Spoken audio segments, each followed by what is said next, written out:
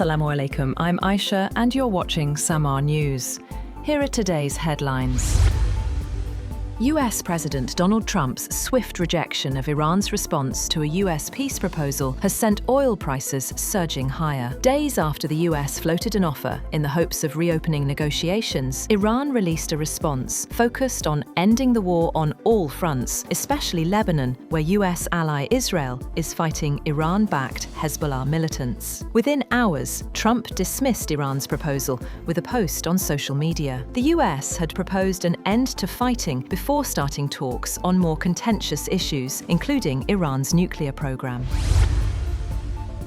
Earlier, Iran submitted its response to a US proposal aimed at ending the war, sending it through Pakistani mediators. According to Iranian media, Tehran called the US demands excessive and illogical, saying the plan amounted to surrendering to Donald Trump. The media also reported that Tehran has made it clear negotiations will only move forward if they are in line with Iranian interests. A source cited by Iran's state-linked news agency rejected Trump's criticism of the response, saying no one in Iran drafts plans to please Trump. The source added that Iran's negotiating team must focus only on the interests of the Iranian nation.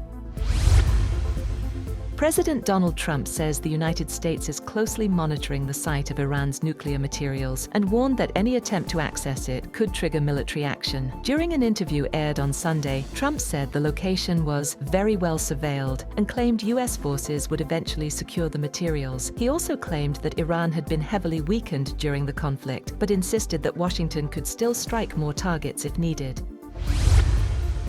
US President Donald Trump and Chinese President Xi Jinping are set to discuss Iran, Taiwan, artificial intelligence and nuclear weapons as they weigh extending a critical minerals deal. According to US officials previewing Trump's two-day visit to China this week, Trump is scheduled to arrive in Beijing on Wednesday, ahead of talks set to take place Thursday and Friday. It will be his first trip to China since 2017. The US and China are expected to agree to forums to facilitate mutual trade and investment, while China is expected to announce purchases related to Boeing airplanes, American agriculture, and energy, the officials said.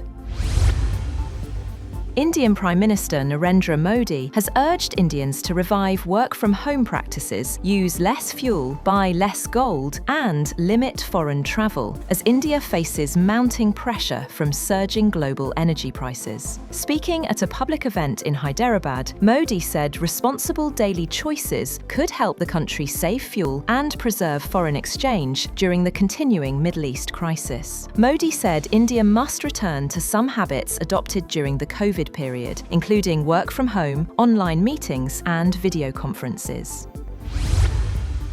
At least 39 people were killed in Israeli airstrikes across Lebanon, according to the Lebanese Health Ministry, as cross-border violence with Hezbollah continues, despite a reported ceasefire arrangement. One of the deadliest strikes hit the southern town of Saksakieh, killing at least 7 people, including a child. Another strike in Nabateh killed a Syrian man and his 12-year-old daughter, with reports of additional casualties in follow-up attacks. The Israel Defense Forces said it targeted Hezbollah operatives and infrastructure. Lebanon says more than 120 people have been killed in the past week alone, as clashes intensify along the border.